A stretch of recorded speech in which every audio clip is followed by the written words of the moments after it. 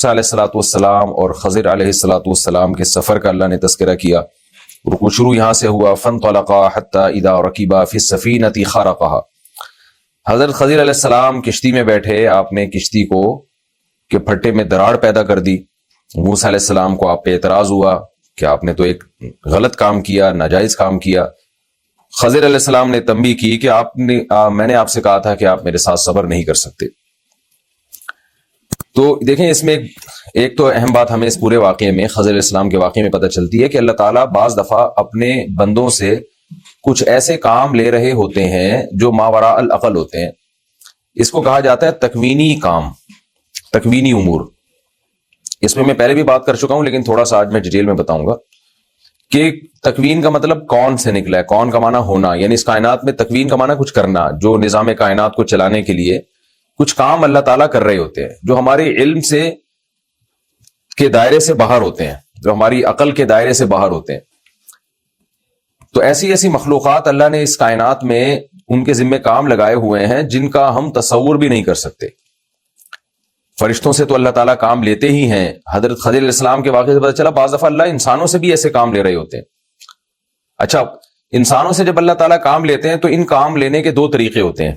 ایک طریقہ تو یہ ہوتا ہے جو خضر علیہ السلام والا طریقہ کہ اللہ تعالیٰ نے حضرت خضر علیہ السلام کو الہام کیا, یا وہ اگر پیغمبر تھے تو ان کو وحی کی. بظاہر ایسا لگتا ہے قرآن سے کہ وہ پیغمبر نہیں تھے, کیونکہ پیغمبر ہوتے تو ان کو تبلیغ کے لیے بھیجا جاتا. پیغمبروں کا کام تو شریعت کے احکام پہ لوگوں کو چلانا ہوتا ہے. اس کائنات میں تصرف کرنا یا اس کائنات میں جو تکوینی امور کی تلقین کرنا یا تکوینی امور کی تکمیل کرنا, یہ پیغمبروں کے ذمہ نہیں ہوتا. دیکھیں, کسی کو موت دینا, کسی کو زندگی دینا, کسی دیوار کو سیدھا کر دینا, کسی کشتی میں دراڑ پیدا کر دینا, یہ سب کام تکوینی کام ہے نا, یہ اللہ تعالیٰ کی طرف سے ہو رہے ہوتے ہیں. تو کبھی فرشتوں کے ذریعے اللہ یہ کام لے رہا ہوتا ہے, کبھی اللہ تعالیٰ انسانوں کے ذریعے. تو یہ تکوینی کام پیغمبروں کے ذمہ نہیں ہے. تو اسی سے بھی استدلال کیا ہے, یہ قرینہ ہے کہ خضر علیہ السلام اللہ کے پیغمبر نہیں تھے بلکہ کوئی ولی اللہ تھے. تو میں اس کر رہا تھا کہ دنیا میں جو نظام کائنات چلتا ہے, کسی کو موت دینا, کسی کو زندگی دینا. کبھی ایسا ہوتا ہے کہ آپ جا رہے ہیں اور آپ نے ٹرین میں بیٹھنا ہے لیکن کسی بھی وجہ سے آپ کا سفر کینسل ہو گیا, کوئی فون آ گیا آپ کے پاس کسی کا, آپ کا سفر کینسل ہوا, پتہ چلا جی اس ٹرین کا حادثہ ہو گیا, آپ بال بچ گئے, آپ بھی چلے جاتے. ہمارے ایک ریلیٹو تھے, ان کی فلائٹ تھی, بہت پرانا واقعہ ہے یہ, ہمارے بچپن کا واقعہ ہے. تو سعودی عرب سے آ رہے تھے, تو اس فلائٹ سے جانا تھا نا, ان کا آنے جانے کا ریٹرن ٹکٹ ہوا تھا. اچانک کوئی کام پڑا اور وہ رہ گئے. لیکن اس فلائٹ سے پھر جو لوگ بھی آئے اور گئے تو وہ شہید ہو گئے بےچارے, کیونکہ فلائٹ کو حادثہ ہو گیا. تو اللہ نے ان کو بچا لیا. تو یہ سارے ایسے غیب میں کے پردوں میں ایسے کام ہو رہے ہوتے ہیں, ہمیں نہیں پتا ہوتا کہ کون کر رہا ہے. تو اللہ تعالیٰ یہ کام فرشتوں سے بھی لے رہے ہوتے ہیں. اب فرشتہ آپ کے دل میں الہام کر دے گا کہ تم یہ سفر کینسل کر دو, بلا وجہ آپ سفر کینسل کر دو گے, اور پتہ چلے گا جی اس گاڑی کو حادثہ ہو گیا اور آپ بال بچ گئے. تو ایک تکوینی کام ہے نا, اللہ تعالیٰ آپ کو زندہ رکھنا چاہتے تھے کسی بھی مسئلہ سے, تو آپ کے دل میں کسی فرشتے نے بات ڈال دی. تو یہ کام انسانوں سے بھی لیے جا رہے ہوتے ہیں اور فرشتوں سے بھی. پھر جو انسانوں سے کام لیے جا رہے ہوتے ہیں ان کی دو قسمیں ہیں. ایک قسم تو یہ ہے کہ خود اس انسان کو پتا ہوتا ہے کہ اللہ مجھ سے یہ کام لے رہے ہیں. جیسے خضر علیہ السلام کو پتا تھا کہ میں اس بچے کو قتل کر رہا ہوں, اللہ کے حکم پہ قتل کر رہا ہوں, اور اس لیے کر رہا ہوں کہ یہ بچہ خود بھی نافرمان ہوگا اور ماں باپ کو بھی ستائے گا. تو یہ ماں باپ کے لیے فائدہ اسی میں ہے کہ اس بچے کو مار دیا جائے. تو خضر علیہ السلام نے اپنے اختیار سے یہ کام کیا. اور بعض دفعہ اللہ مخلوق سے کام لے رہے ہوتے ہیں, مخلوق کو خود پتہ نہیں ہوتا کہ ہم سے اللہ یہ کام لے رہا ہے. مثال کے طور پر کسی کا سفر تھا اور اللہ کے علم میں یہ بات تھی کہ اس جہاز کو حادثہ ہو جائے گا, یا اس ٹرین کو حادثہ ہو جائے گا, یا بس کا ایکسیڈنٹ ہو جائے گا. ان سب کی موت لکھی ہوئی تھی لیکن اللہ نے آپ کو بچانا تھا. تو اچانک اللہ آپ کے دوست کے دل میں یہ بات ڈالتے ہیں کہ تم اس کو فون کر کے سفر سے روک لو. اس دوست کو نہیں پتا ہوتا لیکن وہ آپ کو فون کرتا ہے اور کوئی کام آپ کے ذمہ لگا دیتا ہے, یا کہیں انوائٹ کر لیتا ہے اور آپ کا وہ سفر رہ جاتا ہے. تو اللہ تعالیٰ نے کیا کیا, آپ کے دوست کے دل میں یہ بات ڈال دی کہ بھئی تم اس کو جانے سے روک دو. اب اس دوست کو نہیں پتا کہ میں یہ کیوں کر رہا ہوں, وہ تو یہ سمجھ رہا ہوتا ہے کہ میں اس کو اپنی دعوت میں انویٹیشن کے لیے اس کا سفر کینسل کروا رہا ہوں یا ویسے ہی کروا رہا ہوں. لیکن اللہ حقیقت میں اس سے کام لے رہے ہوتے ہیں کہ اللہ نے اس کو ابھی زندہ رکھنا ہے, اس کو حادثے سے بچانے کے لیے اللہ نے اس کے دوست کے دل میں الہام کیا اور اس کے دل میں خیال ڈالا ہے کہ اپنے دوست کو وہاں جانے سے روک لو. تو یہ اس کائنات میں نا اس طرح بہت کچھ ہو رہا ہوتا ہے. تو خضر علیہ الصلوۃ والسلام وہ ولی تھے جن کے ذریعے اللہ تعالیٰ اس کائنات میں کچھ تصرف کے کام لے رہا تھا. تو اسی بیس پر بعض علماء کا یہ نظریہ ہے کہ صرف یہ خضر علیہ السلام کی خاصیت نہیں ہے, بہت سے اولیاء اللہ دنیا میں ایسے ہوتے ہیں جن سے اللہ تعالیٰ کام لے رہے ہوتے ہیں. تو یہ یہاں تک تو عقیدہ ٹھیک ہے، اس میں کوئی خرابی نہیں ہے۔ اگر کسی کا یہ عقیدہ ہے کہ خضر علیہ السلام کے علاوہ بھی کچھ لوگ ایسے ہیں جو دنیا میں جن سے اللہ کام لے رہا ہے، تو نہ اس کے ثبوت پر شریعت میں کوئی دلیل ہے، نہ اس نظریے کے غلط ہونے پر شریعت میں کوئی دلیل ہے۔ جیسے اللہ خضر علیہ السلام سے کام لے سکتا ہے تو کسی اور ولی اللہ سے بھی لے سکتا ہے، اس میں کوئی اللہ پہ کوئی پابندی نہیں ہے۔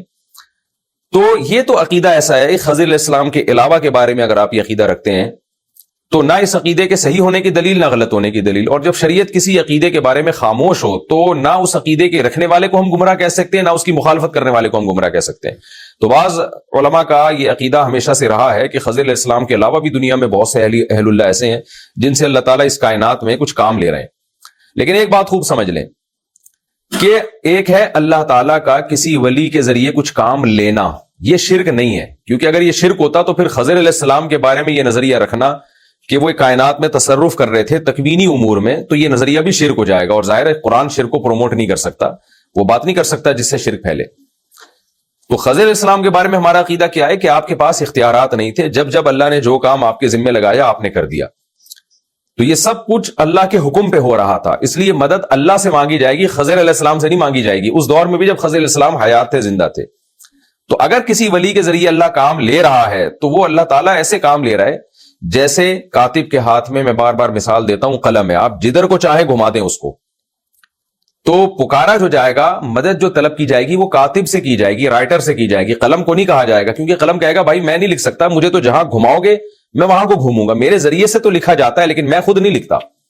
تو اسی طرح یاد رکھیں خضر علیہ السلام یا کسی کے ذریعے بھی اللہ جب کوئی کام لیتا ہے، اس کائنات میں کوئی تصرف کا کام لیتا ہے، تو وہ ولی محض مجبور ہوتا ہے، اللہ کے حکم کے آگے پابند ہوتا ہے، وہ خود کچھ نہیں کر سکتے۔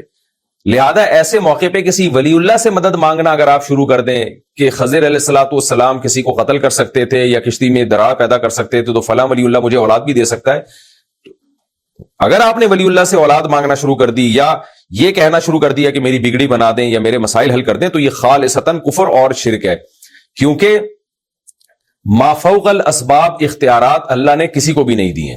ما فوق الاسباب، اسباب کی حد تک اختیارات ہیں، اور اس میں بھی کسی ولی سے اگر کوئی کام اللہ تعالیٰ لے رہے ہیں تو وہ مجبور محض ہے، وہ پابند ہے اللہ کے آرڈر کا۔ لہذا اگر آپ مانگیں گے تو اللہ سے مانگیں گے، پھر اللہ کی مرضی کسی فرشتے کے ذریعے کام کروائے یا کسی ولی کے ذریعے کام کروائے یا کوئی اسباب پیدا کر دے، تو اس لیے کاموں کے جو اصل اختیارات ہیں وہ اللہ ہی کے پاس ہیں، لہذا پکارا صرف اللہ ہی کو جائے گا۔ تو خضر علیہ السلام کے اس عقیدے سے چونکہ بعض صوفیوں نے شرک بھی پھیلایا، جو جاہل قسم کے صوفی تھے، اور انہوں نے یہ کہا کہ جیسے خضر علیہ السلام سے اللہ نے اتنے سارے کام لیے تھے تو فلاں ولی اللہ سے یا ہم سے بھی اللہ بہت سارے کام لیتا ہے، ہمیں بھی اللہ نے اختیارات دیے ہیں، تو پھر اس کا نتیجہ یہ نکلتا ہے کہ لوگ کہتے ہیں کہ بھئی ہم ان بزرگوں سے مانگیں گے، تو یہ خالصتاً شرک ہے جس کی قرآن میں جگہ جگہ نفی ہے۔ تو یہ خوب اچھی طرح سے سمجھ لیں۔ تو ایک بات تو یہ ہو گئی۔ دوسری اہم بات جو اس سے ہمیں پتہ چلتی ہے، اچھا یہ بھی ذہن میں رکھیں، خضر علیہ السلام کیا زندہ ہیں اب؟ اس پر بھی شریعت میں کوئی دلیل موجود نہیں ہے۔ بعض لوگوں کا یہ عقیدہ ہے کہ بعض صوفیہ کرام ایسے گزرے ہیں جو بڑے اللہ والے بزرگ بھی تھے کہ ہم نے خضر علیہ السلام کو دیکھا ہے، فلاں مقام پہ دیکھا، فلاں مقام پہ دیکھا، تو اس لیے علماء کی ایک جماعت اس کی قائل ہے کہ اتنے سارے مشاہدات ہیں صوفیاء کرام کے کہ جنہوں نے اپنی آنکھوں سے خضر علیہ السلام کو دیکھا، تو یہ اس کی دلیل ہے کہ خضر علیہ السلام اب بھی زندہ ہیں اور اب بھی اس کائنات میں مختلف قسم کے تصرفات کر رہے ہوتے ہیں اللہ کے حکم پہ۔ تو خوب سمجھ لیں کہ اس پہ شریعت میں کوئی دلیل ہمارے پاس موجود نہیں ہے۔ باقی یہ کہ صوفیہ کرام کے مشاہدے، تو صوفیہ کرام جو تھے نا، یہ عبادت کی کثرت کی وجہ سے بعض دفعہ ان کو پتہ نہیں کیا کیا نظر آتا تھا، تو یہ کوئی ان کا قول ہمارے لیے حجت نہیں ہے۔ اصل یہی ہے ہمارے پاس سوائے حضرت عیسیٰ علیہ السلام کی حیات کے قرآن و سنت سے کسی اور کی حیات کی ہمارے پاس کوئی دلیل نہیں ہے، اور یہ بات اجماع امت سے قرآن سے ثابت ہے کہ خضر علیہ السلام ایک انسان تھے، تو انسانوں کی عمریں اتنی لمبی نہیں ہوا کرتی، وہ اپنے ٹائم پہ وفات پا جاتے ہیں۔ تو غالب یہی ہے، یقینی چیز یہی ہے کہ خضر علیہ السلام کا بھی انتقال ہو گیا ہوگا۔ اگر کوئی کہتا ہے میں نے خضر علیہ السلام کو دیکھا ہے، تو اس میں ہمیں نہیں پتا کہ واقعی دیکھا ہے نہیں دیکھا، دماغی فطور بھی ہو سکتا ہے، کیونکہ بہت سارے، ابھی کل کسی نے کہا کہ کسی بزرگ کے بارے میں کہ وہ کہہ رہے ہیں میں نے نبی صلی اللہ علیہ وسلم کو جاگتی حالت میں دیکھا ہے، تو میں نے کہا بھائی ان بزرگ کو بیچاروں کو ہو سکتا ہے کوئی دماغ میں کوئی خیال آ گیا ہو، وہ سمجھ رہے ہوں کہ میں نے حقیقت میں دیکھا ہے۔ وجہ اس کی ہے کہ جاگتی حالت میں دیکھنے کا مطلب کیا سید الانبیاء قبر سے آئیں گے ان کو زیارت کروانے کے لیے؟ جاگتی حالت کا مطلب تو سچی مچی کا دیکھنا ہو گیا نا، تو پاسبل نہیں ہے، یا تو ان کو قبر میں بھیجا جائے گا یا سید الانبیاء کو قبر سے آئیں گے، تو ظاہر ہے یہ نہیں ہو سکتا کہ آپ کے لیے نبی صلی اللہ علیہ وسلم قبر مبارک سے تشریف لے کر آئے، یہ تو ایک قسم کی توہین ہے۔ تو ہم بزرگوں کی گستاخی نہیں کرتے, ہم یہ کہتے ہیں ان کو بیچاروں کو دماغ میں کچھ ہوا ہوگا, ان کو خیال ہوا ہوگا, وہ غلط فہمی سے یہ سمجھ بیٹھے کہ میں نے ان نبی کو واقعی دیکھا ہے.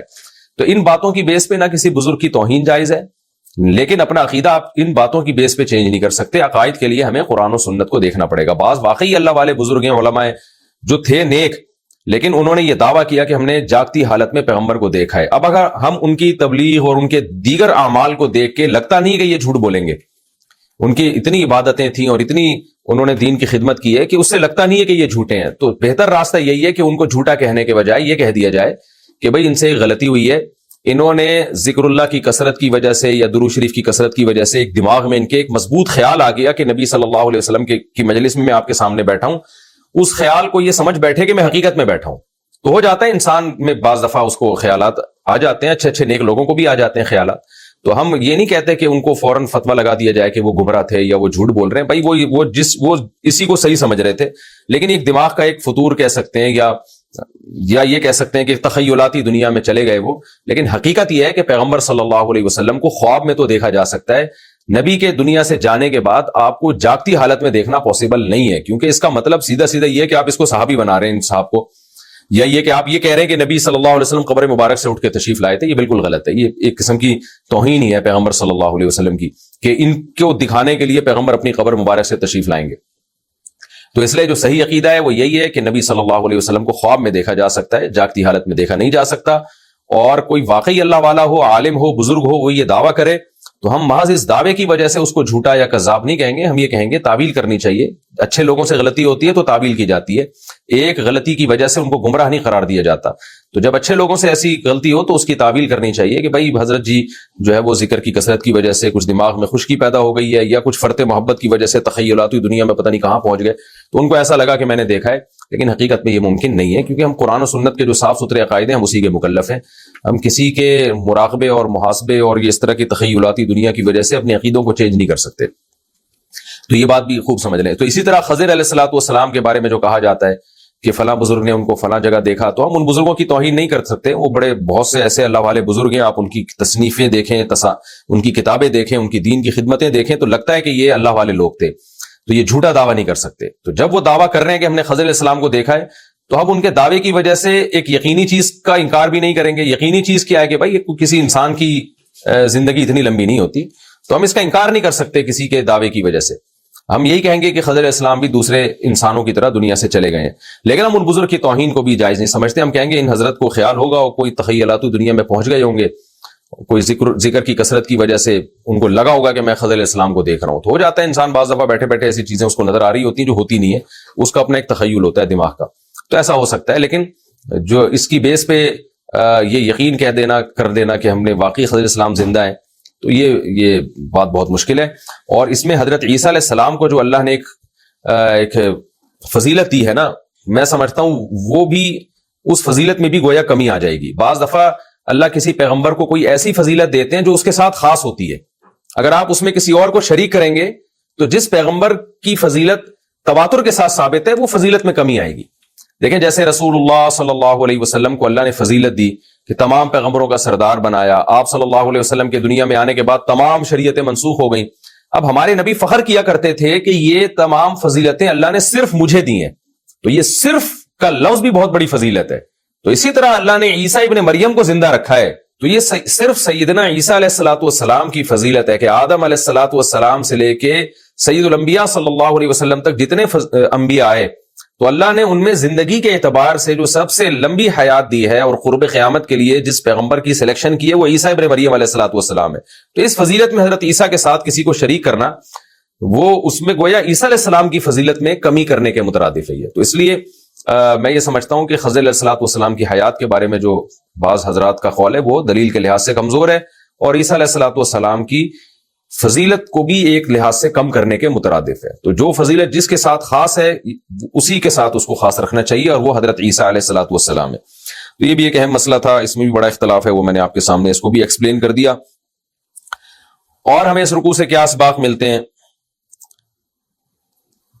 ایک بہت اہم ترین سبق ہمیں اس رکوع سے یہ ملتا ہے کہ دیکھیں حضرت خضر علیہ الصلوۃ والسلام کے ان تینوں واقعات میں کشتی کو عیبدار بنانا, بچے کو قتل کر دینا اور دیوار کو سیدھا کر دینا, اس سے ہمیں پتہ چلتا ہے کہ دیکھیں کیسے غیبی قوتیں اللہ کی طرف سے کام کر رہی ہوتی ہیں جس میں ہمارا فائدہ ہوتا ہے، لیکن ہم نے چونکہ فیوچر میں جھانک کے نہیں دیکھا، ہمیں مستقبل کا پتہ نہیں ہے، تو ہم ان تھوڑے نقصان کو بڑا نقصان سمجھ رہے ہوتے ہیں، اور ہمیں یہ نہیں پتا ہوتا کہ اس تھوڑے نقصان کے ذریعے اللہ ہمیں بڑے نقصان سے بچا رہا ہے۔ مثال کے طور پر کشتی میں بیٹھے ہوئے نوجوانوں کو دیکھ لیں آپ، خضر علیہ السلام کیا کہہ رہے ہیں کہ اما السفینۃ فکانت لمساکین یعملون فی البحر، کہ میں نے کشتی کو عیبدار اس لیے بنایا کہ یہ چند مسکینوں کی ہے جو سمندر میں ملازمت کر رہے ہیں، تو میں نے عیبدار بنا دیا تاکہ بادشاہ اس کشتی پہ قبضہ نہ کرے۔ اب خضر علیہ السلام جب یہ کام کر رہے تھے، ظاہر ہے چپکے سے کر رہے ہوں گے یہ کام کہ مسکینوں کو پتہ نہ چلے، تو جب ان مساکین نے اپنی کشتی دیکھی ہوگی عیبدار تو وہ کتنا روئے پیٹے ہوں گے کہ بھئی یہ کیا ہو گیا یار، ہماری کشتی ٹوٹ گئی، یہ ہو گیا وہ ہو گیا وغیرہ وغیرہ۔ لیکن اگر ان کا اللہ پر ایمان ہوگا تو وہ کیا سوچتے ہوں گے، بھئی اس میں کوئی خیر ہوگی، اگرچہ ہمیں نہیں پتا وہ کیا خیر ہے، لیکن اللہ، ہم نے تو کشتی کی حفاظت کا پورا انتظام کیا، پھر بھی اس میں عیب پیدا ہو گیا تو کوئی بات نہیں، ہم اس عیب کو دور کرنے کی کوشش کر لیں گے، لیکن اس میں ہمارے لیے کوئی خیر ہوگی۔ تو مسلمان کی یہی عادت ہے، کوئی بھی نقصان مسلمان کو ہو جس میں اس کی اپنی غفلت نہ ہو، تو مسلمان کا یہ عقیدہ ہے، اگر آپ کا اللہ پر ایمان ہے تو آپ کو یہ سوچنا چاہیے بھائی ہم نے فیوچر میں جھانک کے نہیں دیکھا، ہو سکتا ہے اس مصیبت کی وجہ سے اللہ نے ہمیں بڑی مصیبت سے بچا لیا ہو۔ تو یہ واقعہ نا اللہ ہمیں اسی لیے سنا رہے ہیں کہ دیکھو غیب سے کیسے اللہ کی طرف سے تکوینی کام ہو رہے ہوتے ہیں اور تمہارے فائدے میں ہو رہے ہوتے ہیں۔ اسی طرح جو نوجوان کو قتل کیا تو ماں باپ کتنا روئے پیٹے ہوں گے، ہمارا بیٹا مر گیا، ہمارا نقصان ہو گیا، ہمارا یہ ہو گیا، ہمارا وہ ہو گیا، لیکن اگر وہ صاحب ایمان تھے، جیسے کہ قرآن سے پتہ چلتا ہے کہ وہ ایمان والے تھے، تو انہوں نے صبر کیا ہوگا کہ بھئی اللہ کی دین تھی، اللہ نے ہم سے لے لی، اس میں ہم کوئی حکمت ہوگی۔ تو اور جو کافر ہوتا ہے وہ کیا سوچتا ہے کہ یہ غلط ہوا میرے ساتھ، یہ نہیں ہونا چاہیے تھا، اگر ایسا ہوتا تو یوں ہو جاتا، اگر ایسا کر لیتے تو یوں ہو جاتا۔ رسول اللہ صلی اللہ علیہ وسلم نے فرمایا جو اگر کا کلمہ ہے نا، یہ شیطان کا کلمہ ہے، جب کام ہو جائے تو پھر اگر مگر نہ کریں، پھر آپ بولیں بھائی ہمارے مقدر میں یہ لکھا ہوا تھا، ہوا مولانا نعم المولا و نعم النصیر، اللہ ہمارا کارساز ہے، بہترین دوست ہے، یہ جو ہوا یہ ہمارے حق میں بہتر ہوا۔ تو خدا نخواستہ ماں باپ میں کسی کے بچے کی موت واقع ہو جائے، ڈیتھ ہو جائے، تو یہ نہیں کہ یہ سوچیں کہ یہ بچہ بڑا ہو کر باغی بنتا، لیکن یہ ضرور سوچیں کہ بھئی اسی میں خیر ہوگی، ہمیں نہیں پتا کیا خیر تھی، 20 حکمتیں ہو سکتی ہیں، ہمیں نہیں پتا، بھئی ہو سکتا ہے اللہ تعالیٰ اس کو آخرت میں ہمارے لیے ذخیرہ بنانا چاہتے ہو سکتا ہے یہ بڑا ہو کر نافرمان ہو جاتا، اس کو بھی اللہ نے جہنم سے بچا لیا اور ہمیں بھی اس کی وجہ سے جہنم سے بچا لیا۔ تو مسلمان ہمیشہ پازیٹیو وے تلاش کرتا ہے اور مثبت پہلو تلاش کرتا ہے، اور جس کا اللہ پر ایمان نہیں ہے، بے صبرا ہے، وہ منفی سوچ تلاش کرتا ہے، وہ منفی پہلو تلاش کرتا ہے۔ اور نبی صلی اللہ علیہ وسلم نے فرمایا کہ اللہ تعالیٰ فرماتے ہیں انا عند عبدی ظنی بی، کہ بندے کا جیسا میرے بارے میں گمان ہوتا ہے نا، میں اس کے ساتھ معاملات ویسے ہی کرتا ہوں۔ اگر آپ اللہ کے بارے میں اچھا سوچتے ہیں پھر جو بھی ہوگا آپ کے ساتھ اچھا ہی ہوگا، اور اگر آپ اللہ کے بارے میں غلط سوچتے ہیں کہ اللہ ظالم ہے، اللہ میرے ساتھ برا کر رہا ہے، تو پھر حدیث کا مفہوم یہی بنتا ہے کہ پھر آپ کے ساتھ غلط ہی ہوگا۔ تو ان واقعات سے ہمیں یہ سبق ملتا ہے۔ اور وہ تیسرا واقعہ بھی آپ دیکھیں کہ دیوار کو خضر علیہ السلام نے سیدھا کر دیا، اس میں بھی ایک اہم ترین سبق ملتا ہے کہ بعض لوگوں کے ساتھ اچھا ہو رہا ہوتا ہے لیکن حقیقت میں برا ہو رہا ہوتا ہے۔ اب وہ جو بستی والے تھے انہوں نے مہمانوں کا اکرام نہیں کیا، ان کو عزت نہیں دی، کنجوس لوگ تھے، لیکن ان کے کام بن رہے ہیں، بن کیا رہے ہیں، ان کی بستیوں کی دیواریں سیدھی ہو رہی ہیں، یقیناً اس دیوار میں اس بستی والوں کو کوئی فائدہ ہوگا، تبھی تو موسیٰ علیہ السلام نے کہا کہ ان سے آپ اجرت لیتے۔ تو بستی کی دیواروں کو سیدھا کیا جا رہا ہے، تو بستی والے تو خوش ہو رہے ہوں گے نا کہ بھئی چلو یار یہ دیوار گرنے والی تھی، ہماری بستی کا نقصان ہوتا، لیکن حقیقت میں ان کا نقصان ہو رہا ہے۔ خزانہ نکلنے والا تھا، وہ لوٹتے، مگر ان کے ہاتھ میں وہ خزانہ نہیں آیا۔ کس بات پہ؟ کہ انہوں نے کنجوسی کی، مہمانوں کا اکرام نہیں کیا، اپنا پیسہ بچایا۔ تو پیسہ بچا کے بظاہر ایسا لگ رہا ہے کہ ان کے حق میں بہتر ہو رہا ہے، لیکن اللہ کے علم میں یہ بات تھی کہ بہتر نہیں ہو رہا، تمہارا بیڑا غرق ہو رہا ہے۔ تم نے تھوڑا سا پیسہ بچا لیا اور لاکھوں کروڑوں کے خزانوں سے تم محروم ہو گئے، اگرچہ وہ حرام تھے ان کے لیے۔ تو یہی حال آج بھی مالدار کا ہے، آج بھی یہ سوچ لینا چاہیے، اگر ہمارا اللہ پر ایمان ہے تو ہمیں سوچنا چاہیے کہ اگر میں پیسے بچا رہا ہوں، شریعت پہ خرچ نہیں کر رہا، اور اس کا مجھے وقتی فائدہ ہو رہا ہے کوئی، تو سمجھ لو یہ خضر علیہ السلام والا فائدہ ہو رہا ہے، ان کی قوم جو بستی میں آپ گئے تھے وہ والا فائدہ ہو رہا ہے۔ یہ فائدہ مجھے اس سے زیادہ ہو سکتا تھا، ہو سکتا ہے اللہ تعالیٰ نے مجھے بڑے فائدے سے محروم کر دیا ہو۔ تو خلاصہ اس پورے رکوع کا یہی نکلا ہے کہ ہم اگر اللہ کی مان کے چلتے ہیں تو نقصان ہو رہا ہے تو بھی ہمیں یقین کرنا ہے یہ نقصان بڑے نقصان سے بچا رہا ہے، اور اگر ہم اللہ کی نافرمانی میں زندگی گزار رہے ہیں اور ہمیں فائدہ نظر آ رہا ہے تو یہ سوچنا ہے کہ یہ اصل میں فائدہ نہیں، یہ ہمیں بڑے فائدے سے محروم کیا جا رہا ہے. کیونکہ اس پورے واقعے کا حاصل یہی ہے کہ اللہ کہتے ہیں علم تو میرے پاس ہے، میں دیکھو کیسے کیسے کام کر رہا ہوتا ہوں. تو اس واقعے سے تمہیں سبق حاصل ہونا چاہیے کہ جو میری مان کے چلتے ہیں نا اصل میں فائدے میں وہی لوگ رہتے ہیں. تو یہ بہت اہم ترین سبق ہے، اس رکوع میں ہمیں ملتا ہے. اس کے علاوہ بھی کچھ اور اسباق ملتے ہیں. ایک سبق یہ بھی ملتا ہے کہ دیکھیے جب کشتی کو خضر علیہ السلام نے توڑا ہے نا تو خضر علیہ السلام کے الفاظ کیا تھے؟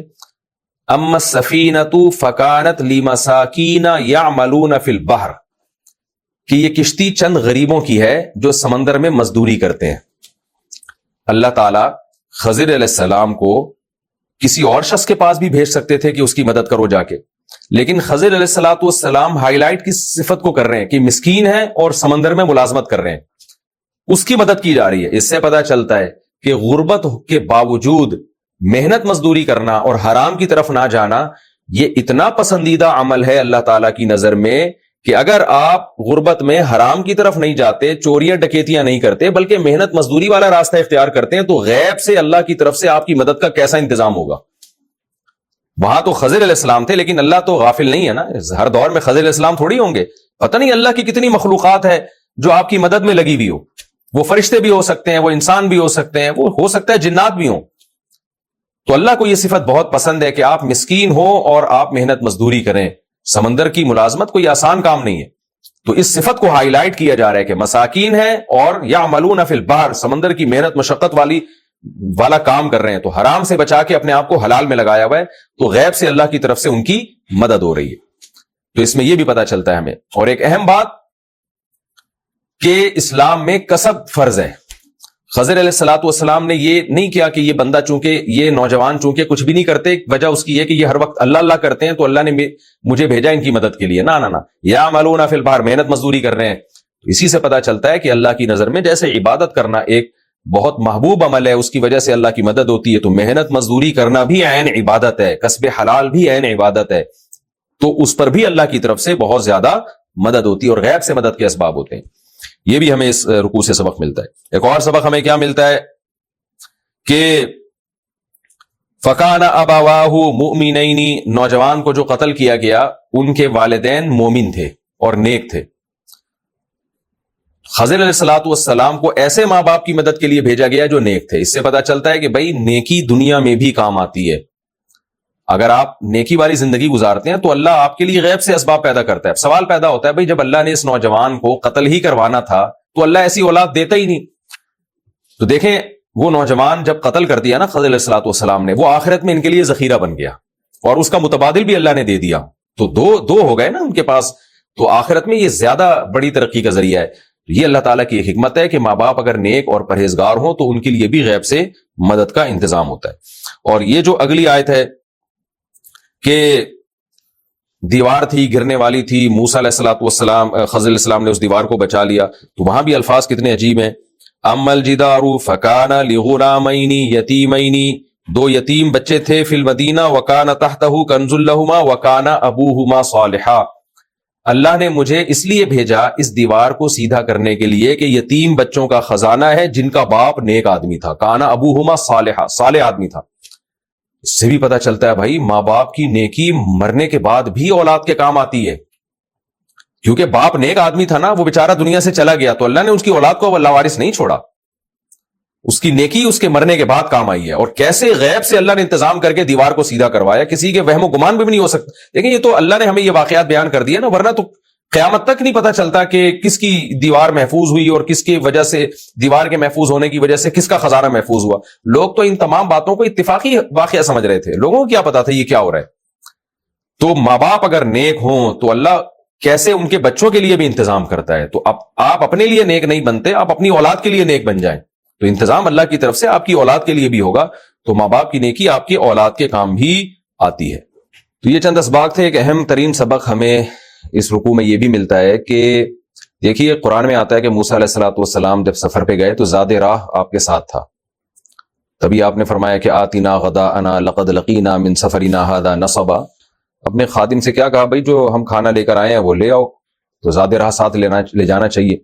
لیکن ساتھ ساتھ یہ بھی پتہ چلا کہ جب وہ بستی میں گئے نا خضر علیہ الصلوۃ والسلام کے ساتھ، تو زیادہ راہ ان کے پاس ختم ہو چکا تھا. کوئی بھی وجہ ہو سکتی ہے، کوئی حادثہ بھی ہو سکتا ہے، سفر کے لمبے ہونے کی وجہ سے بھی ہو سکتا ہے. تو اس کے بعد پھر انہوں نے بستی والوں سے مطالبہ کیا کہ ہماری مدد کی جائے. تو ایسی ضرورت کے وقت کھانے جیسی اہم ترین چیز کا مطالبہ کرنا یہ بھی توکل کے خلاف نہیں ہے، اور یہ بھی استغنا کے خلاف نہیں ہے. بعض لوگ کیا سمجھتے ہیں ہم بھوک سے مر جائیں گے مگر ہم کسی سے مانگیں گے نہیں. تو بھائی آپ نارمل جو لوگ ہوتے ہیں نا، یعنی اس پہ ایک عربی کا بڑا زبردست مقولہ ہے، وہ میں یہاں بتاؤں گا تو انشاءاللہ بات سمجھ میں آئے گی. کل شیء خرج عن حدہ رجع الی ضدہ. جب بھی کوئی چیز اعتدال سے تجاوز کرتی ہے نا تو وہ اپوزٹ کی طرف لوٹ آتی ہے.